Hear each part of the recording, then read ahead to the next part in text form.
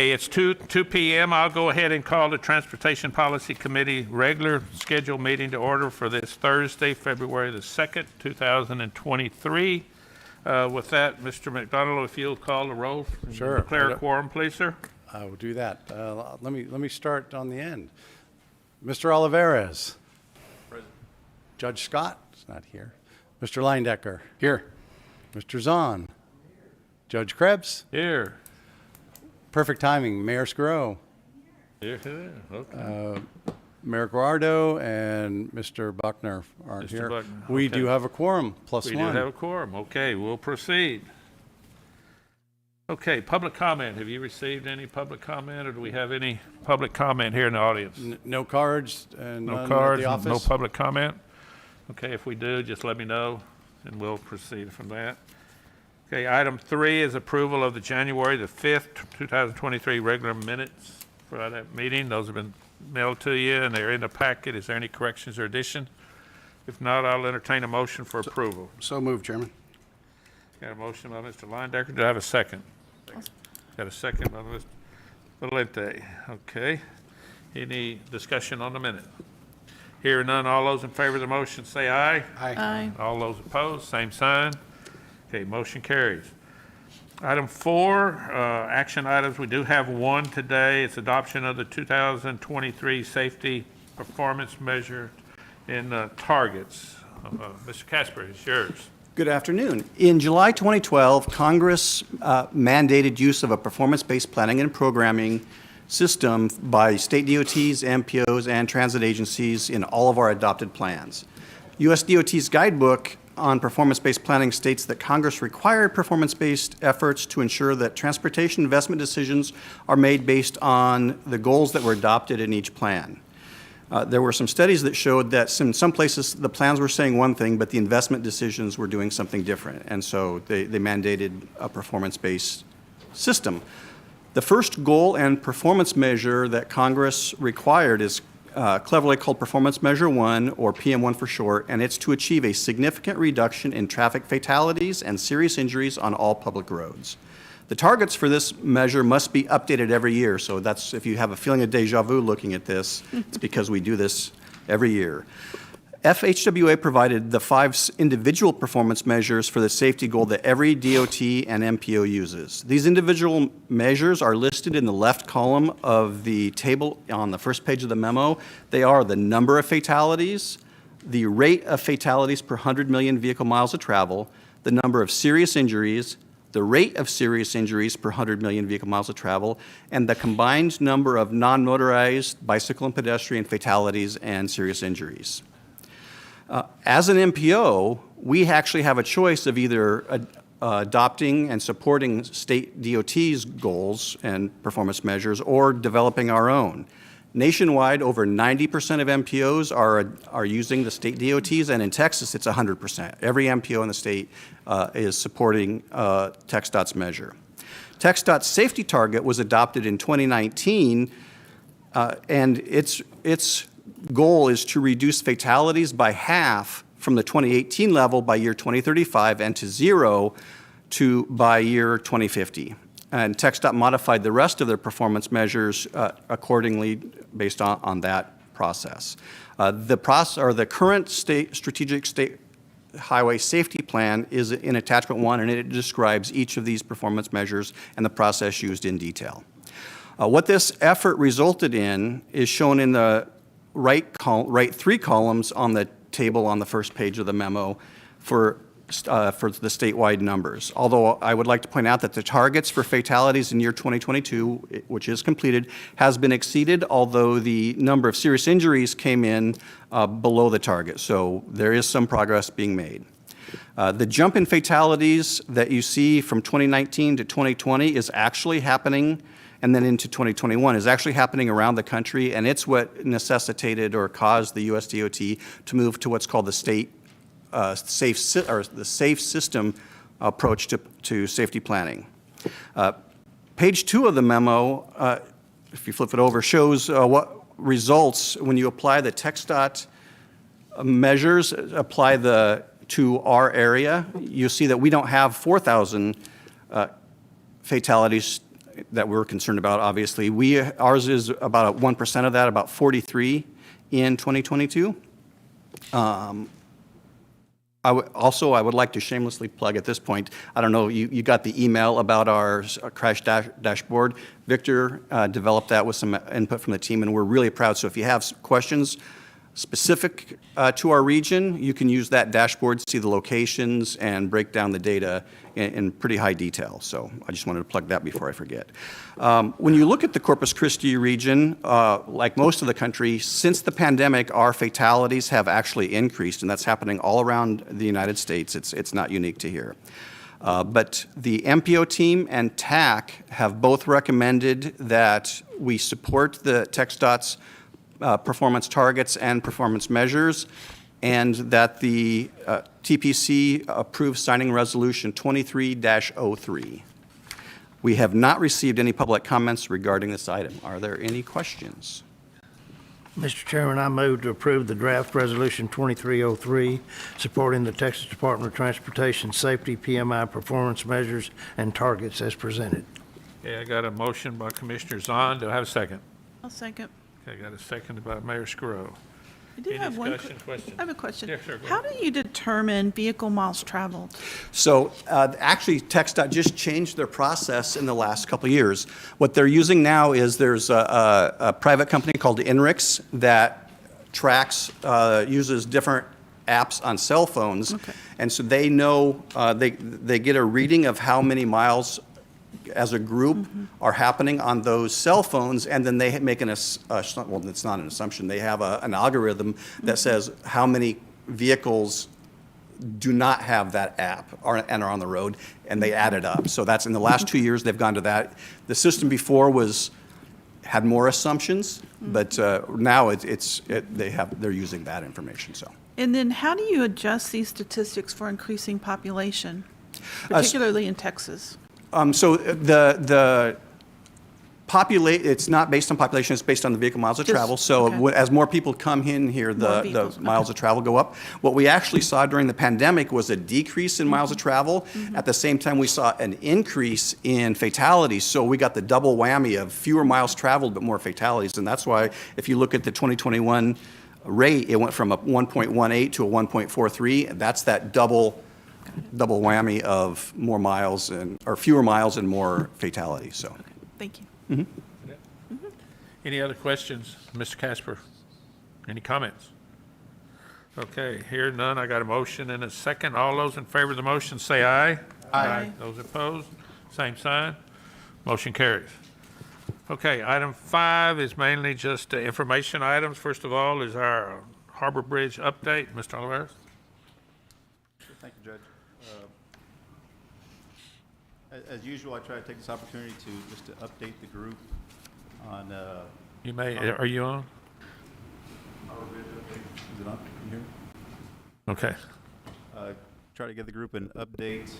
Last month, I mentioned that Flatiron Dragados would start mobilizing to the tower location, the north and the south tower location, to begin work around the foundations, which was part of one of the resolutions that we had to fix the items that were brought up, one of the major 5 items. So in that time till now, they've been able to place the sheet piling around the north tower foundation, and actually have drilled or have added 3 drill shafts currently at this time at that location. So there's going to be a total of about 14 additional drill shafts around that foundation to expand the footprint of the foundation in the north tower, and then we'll move over to the south tower and do the same thing. So the sheet piling is beginning on the south tower now, but the drilling will begin, we should be able to finish in February on the north side as far as the drill shafts go, and then begin that work on the south side as well. Last time you heard me talk about resources that Flatiron Dragados is trying to bring in for the road works. They have a hiring fair, I believe it's tomorrow, at the port area. So that they're continuing those efforts, and the goal is to be able to finish all the work that we can. And when I say road work, this is everything outside of the main span bridge. So you may look at the North Beach area plus the 286 I-37 interchange in there. We should be able to move, we're planning to move traffic in March to the next phase of I-37. If you've driven the interchange area, you've seen a lot of work going on Interstate 37. They're at the interchange. Once we complete the bridges required to move traffic over, that'll open a lot more area up for the crews to start working in that interchange area. So progress is continuing. You'll see some work also continuing on the segments up on the towers, both sides, the north and the southbound, and the south side towers are being worked on as well. So 24/7, I mentioned last time, they began 24/7 on the critical path, which is the main span tower work, and that's going to continue until we get this thing completed. So. Okay, thank you. Any questions of Valente? I know that you and I talked at one point. I'm getting a lot of questions from our citizens about, we've heard a lot about what was wrong with the bridge or the towers. Yes. And I know you and I talked about possibly having some type of layman's terms, not a real technical document about what we're doing now and what the layman fix was. And not, you don't have to go into technical detail. But I think the public needs to have something in their hands that shows that we have a fix and we're working toward that. Agree. Yes. So I'll add to that. We have one outstanding item out of the big five that we're trying to complete here in February. At that point, as I mentioned to the mayor, we'd like to put out a narrative to share with the public to let them know these were the issues that were found, and this is what we're doing to get those resolved. Perfect. Thank you so much. Thank you. Okay, any other questions, comments? Okay, hearing none. Thank you, Valente. Okay, 5B is the Regional Traffic Safety Task Force update. Mr. Casper? Hello again. So the task force that you created is meeting this afternoon. We've had a couple of months that are off, and so we've got a pretty full agenda, actually. Among them are rolling out the traffic dashboard that I mentioned earlier. We're also going to talk about the safety software that we have had developed through a consulting process, and that safety software is actually state-of-the-art. It diagnoses, so you put in an intersection, and it does some very sophisticated statistical analysis of that location based on Texas-specific safety factors, and looks at what anomalous data from that intersection. And so the software then will look at potential solutions, calculate the benefits that these different solutions can generate and the cost of those solutions, and create a benefit-cost ratio. And our hope is to roll that out as an example for all the intersections. About half our crashes are at intersections, but the majority of our injury and fatality crashes are at intersections. So we'll try to do an analysis of all the intersections. We'll also look at road segments that have fatalities and some other things. So we'll be doing that overview with the task force. And I forgot to mention this. The task force, if you recall, is technical staff from transportation planning agencies, but it also includes law enforcement and staff from like the school districts on their safe routes to schools and things like that. So we're trying to spread out who we're talking to. We will also then talk about the two safety plans that we're going to be developing. The first safety plan is called the Regional Safety Action Plan. It's not a required plan for us to develop unless we or one of our agencies in our region would like to submit for a safety grant.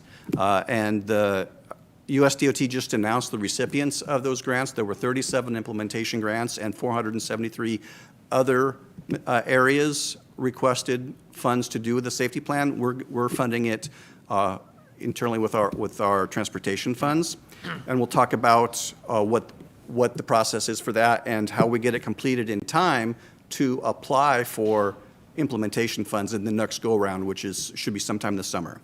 The second plan we'll be doing is required for us. It's the Regional Safe System Plan. USDOT, I mentioned earlier, has changed the process or the philosophy of safety planning. They want everybody to use in the United States to a safe system plan, and we're going to talk about how we do that in our region. Finally, we will talk about the performance measures and targets that you all just approved, and update the task force on what's going on at the state level. At the TxDOT has created a safety task force at the state level, and we'll talk about what's going on with that. So just wanted to let you know what that task force will be doing. Any questions of Mr. Casper on that? I do, Chair.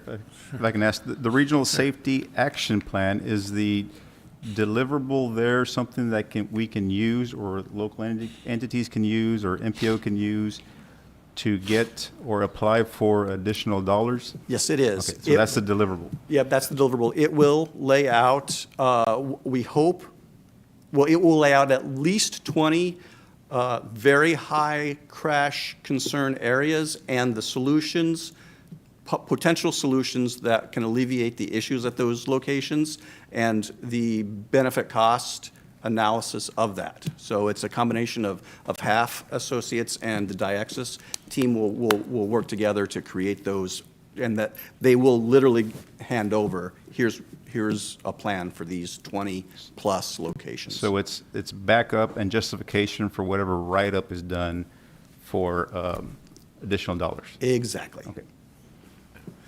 With a Any other- schedule. Okay, any other questions?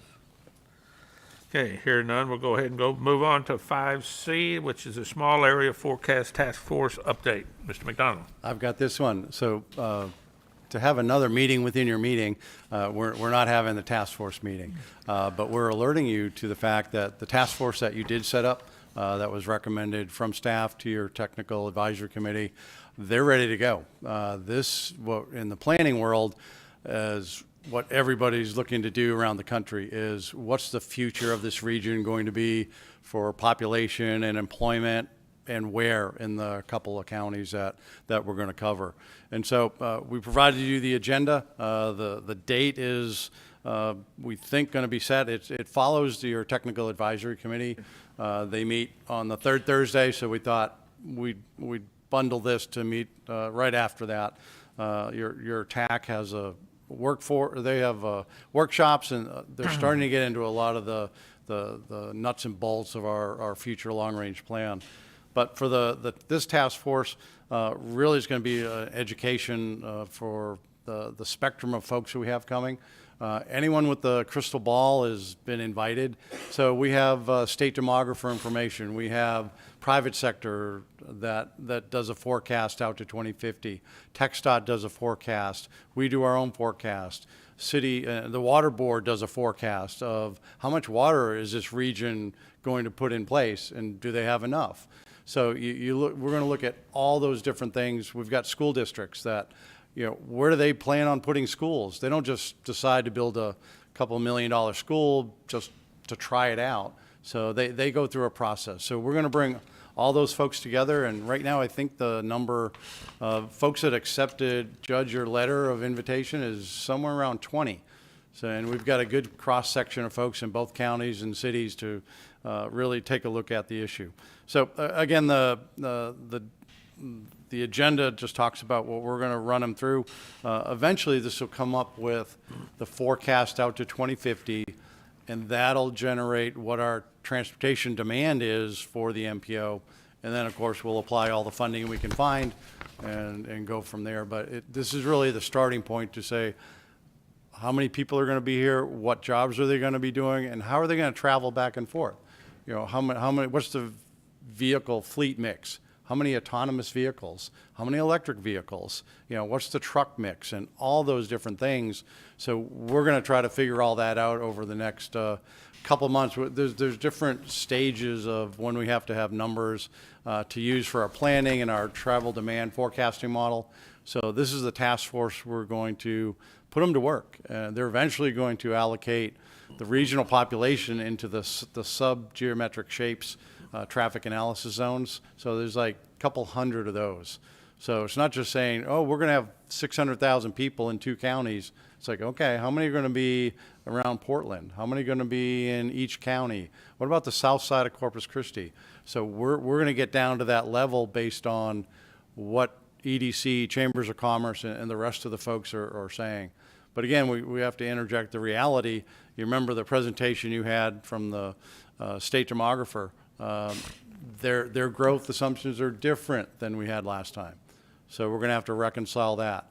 Eventually, they'll come up with a recommendation. It'll be a major section of your next long-range plan, or that 2050 MTP, or Metropolitan Transportation Plan. You're going to start seeing parts of that plan in the next couple months. And so as we allude to, the task force, we're going to have workshops, and so a lot of things are going to start to go now that we've got the money and our consultants ready to go to dig into some of these details. So again, that's the agenda overview. You're welcome to attend that if you'd like to hear about it, but I think most of the staff of all the entities that are here, they're coming, and they're very interested in it. So Good. that's just an update item for you all to know what we're up to. Okay, any questions, Ms. McDonald, on 5D? Okay, no, that was, I guess, Steve. C, okay, now we got 5D. Now he's on again. Yep. Which is the Corpus Christi MPO Regional Coordination Group for Federal Transportation Grant Update. Now you, Mr. McDonald. Now we'll keep going. This one, and Craig alluded to it, federal government just put out all the money for the Safe Streets and Roads for All grants. Two grants, implementation, and also the planning grants. So it's a handout in front of you. You can see this gets into some real money when you're talking implementation. So we just gave you what's going on in Texas. And so the big three got a lot of money. I think Houston, somewhere around 28 million, Austin, $22 million to implement safety things on their streets. And so that's a lot of money. Now the planning grants before that are in the couple $100,000. So the second part of what we gave you were there was dozens of agencies, a lot of MPOs in Texas that got a couple $100,000 to do the planning to lead to future implementation. So as Craig said, we're going to develop the plans with our own federal money to then make the local governments, TxDOT, whoever, eligible for federal or state money by doing the science behind it, to come up with the information, to put in these applications, make them competitive. So we hope in a year or so after you all or whomever applies, we'd like to pull down a $10 or $15 million implementation grant on safety things along different corridors. And so we'd like to share some of those. And so we gave it in your packet. We're going to give it to the group that meets at 3 o'clock today for your other task force. We'll take it to your technical advisory committee as well. Your memo also has, we brought to you last month the new round of RAISE grants, 2023 RAISE grants, about $1.5 billion nationally. We bring it back this time as a reminder. The deadline's at the end of this month, and it's a short month. And so for folks applying for RAISE grant, they're probably well along, and your TAC is coordinating. We've heard of a couple that may be submitting on RAISE grants, and we think they're in line to coordinate with each other. The other one is the federal government, which is new to you. They decided to put a schedule out of when these calls for projects are going to happen over the next 4 years, so people can do a little bit of advanced planning. Because when you're applying for a couple $100,000, couple $100 million, $1 billion, you need more than 6 weeks to come up with the application and the background and hiring consultants and doing all that. So, kudos to Federal Highway saying, okay, here's how it's going to lay out, and so people can start planning their workload so that they can apply for some of these grants. And again, they're next 4 years, and it's in the billions and billions of dollars to compete. So this update we have, and if we get new information of things that get awarded, we'll give you a monthly update. Okay. Any questions of Mr. McDonald on 5D? Okay, hearing none, we'll go ahead and move on to 5E, which is a census designated urban area update. Mr. Casper. Over a year late and with absolutely no fanfare or Still have no announcement, answer, right? the Census Bureau finally put out their map of the urban areas around the country. You can see that in attachment 1. After reviewing the map, the first thing that really pops out, there are 5 or 6 areas where the census designated urban area is actually outside of our current metropolitan planning area boundary, which is going to necessitate us adjusting our metropolitan planning area boundary. Before we can adjust the metropolitan planning area boundary, we have to adjust the census urban area. So there are 2 urban areas when we talk about it. There's the census urban area that's inflicted on us by the Census Bureau, and then there's the adjusted urban area that we work with TxDOT and the local entities and smooth out the boundary according to criteria that Federal Highway has published to create a single contiguous urban area.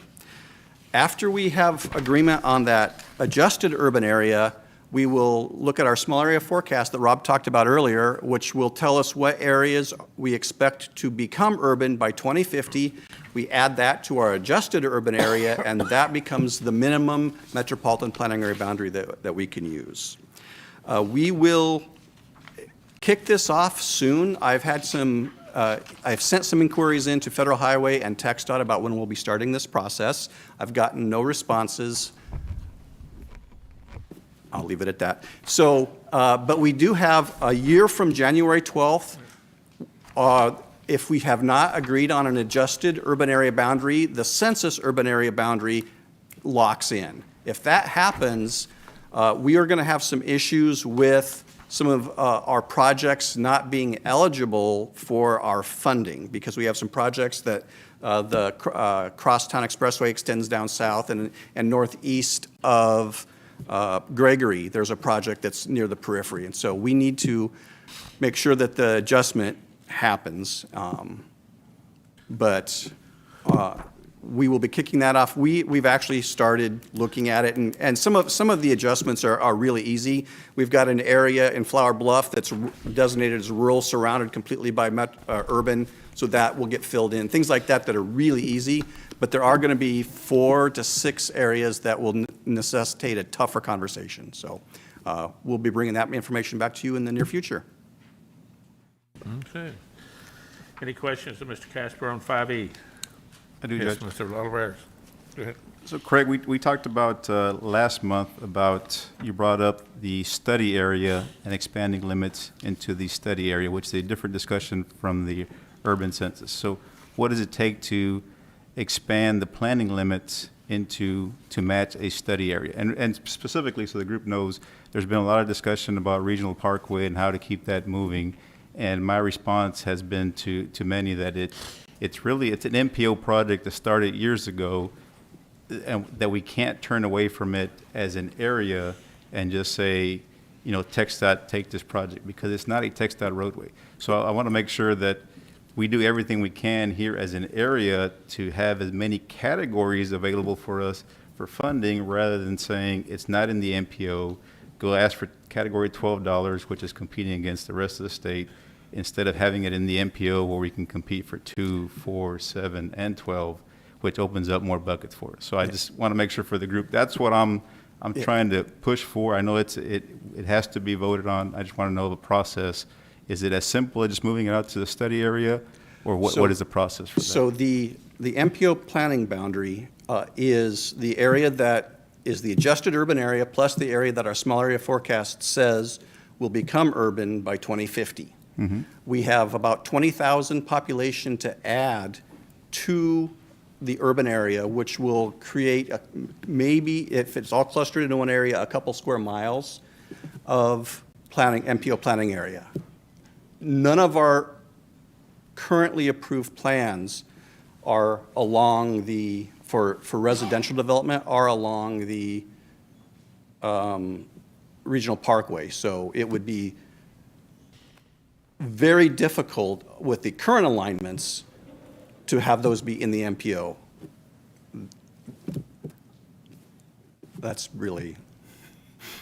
Okay, so last month you mentioned if we wanted to move out the limits to the study area, it sounded like it was simple. So No, now so we're saying it's not? what can be done is, if an MPO does not want to do the urban area plus area that will become urban by the out year of their long-range plan, the MPO can choose to use the metropolitan statistical area boundary, which is the whole extent of both Nueces and San Patricio County. So the MPO board could say, yes, let's make it all the 2 counties, and we would invite Robstown and Ingleside and Port Aransas and Aransas on the Bay, or whatever they are, all those onto the board, and that would be the new MPO board. So could we, and I'm just offering this, is there a way to come up with options? I'm sure you're working on this as far as the urban census, but options to be able to encompass, a project, a major project that's been in the books in the MPO for a long time now, just so the TAC and the policy board at some time can see what options we have for expanding those planning limits for the MPO. Yeah, that will happen, yes, that will. So what needs to happen in the next year is we will adjust, well, we've got the census urban area, we'll adjust the urban area to create the adjusted urban boundary, we'll create the MPO boundary and the functional classification. And then after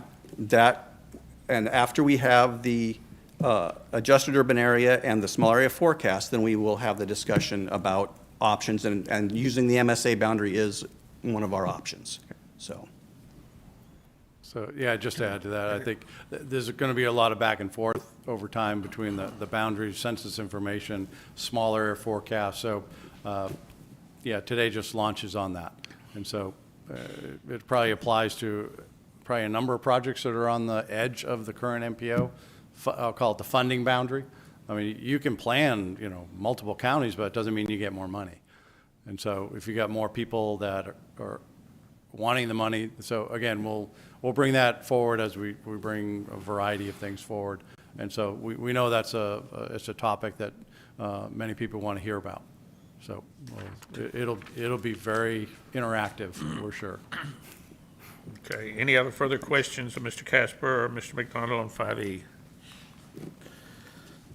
Okay, hearing none, we'll go ahead and go into item 6. Agencies, any of the committee have any announcements for community interest? Yeah. I just want to congratulate you, Judge, on your reappointment to the Executive Board of the Coastal Bend Council of Governments, and to Mr. McDonald as a new executive member of the Advisory Board. So I think that's going to be very helpful to this organization being dialed in on the executive level from the MPO. So congratulations to both of you. Thank you, Thank Ken, you. Mayor. Okay, any other staff comments? Okay, item 7, we got your upcoming meetings. You can see there, we have quite a few. Our next transportation policy regular meeting is going to be March the 2nd. So mark that down on your calendar to have that. And if you want to attend any of the others, they're listed there for you. You can do it, okay? Item 8, adjournment. Do I have a motion to adjourn unless anybody has anything else? So moved. Got a motion by Mr. Oliveris. Do I have a second? I got a seconded by Mr. Commissioner Zahn. Adjourn. All those in favor of the motion say aye. Aye. Those opposed, same sign. Motion carries. We're adjourned at 2. Let me get my clock here if it puts up. I guess 2:31 looks close enough. 2:32. I missed it by a minute. 2:32, we're adjourned.